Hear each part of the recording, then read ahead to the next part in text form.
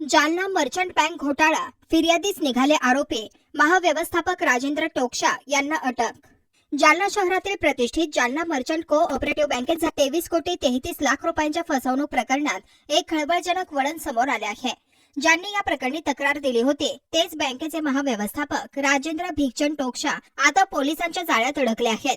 आर्थिक गुन्हे शाखेने टोकशा यांना अटक केली असून न्यायालयाने त्यांना सोमवारपर्यंत पोलीस कोठडी सुनावली आहे. बनावट कागदपत्रांच्या आधारे वेअरहाऊसच्या नावाखाली 177 बनावट खातेदार तयार करून बँकेची 23 कोटी 33 लाख रुपयांची फसवणूक केल्याप्रकरणी चंदनझिरा पोलीस ठाण्यात गुन्हा दाखल करण्यात आला होता.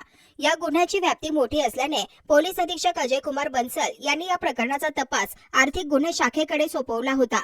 तपासादरम्यान पोलिसांनी मुख्य सूत्रधार रायचंद सखाराम कुरंगळ याच्यासह निलेश्वर भोसले, रामेश्वर जाधव, ज्ञानेश्वर जाधव आणि सुधाकर ठोंबरे यांना यापूर्वीच अटक केली होती.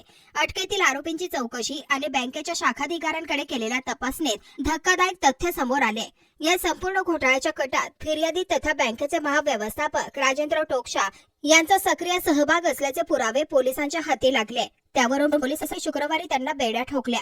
आर्थिक गुन्हे शाखेने मुख्य आरोपी रायचंद कुरंगळ आणि निलेश्वर भोसले यांच्यासह राजेंद्र टोकशा यांना न्यायालयात हजर केले असता न्यायालयाने त्यांना सोमवारपर्यंत पोलीस कोठडी मंजूर केली आहे. या चौकशीतून बँकेतील आणखी काही मोठे मासे गळायला लागण्याची दाट शक्यता वर्तवण्यात येत आहे. ही धडाकेबाज कारवाई पोलीस अधीक्षक अजय कुमार बन्सल, अपर पोलीस अधीक्षक आयुष नोपानी, आर्थिक गुन्हे शाखेचे प्रभारी पोलीस उपअधीक्षक सुरेश उनवणे यांच्या मार्गदर्शनाखाली करण्यात आली. पथकात सहाय्यक पोलीस निरीक्षक मिथुन घुगे, पोलीस उपनिरीक्षक शैलेश म्हस्के आणि अंमलदार गोकुळसिंग कायटे, समाधान तेलंगरे, किरण चव्हाण यांच्यासह पथकाचा समावेश होता.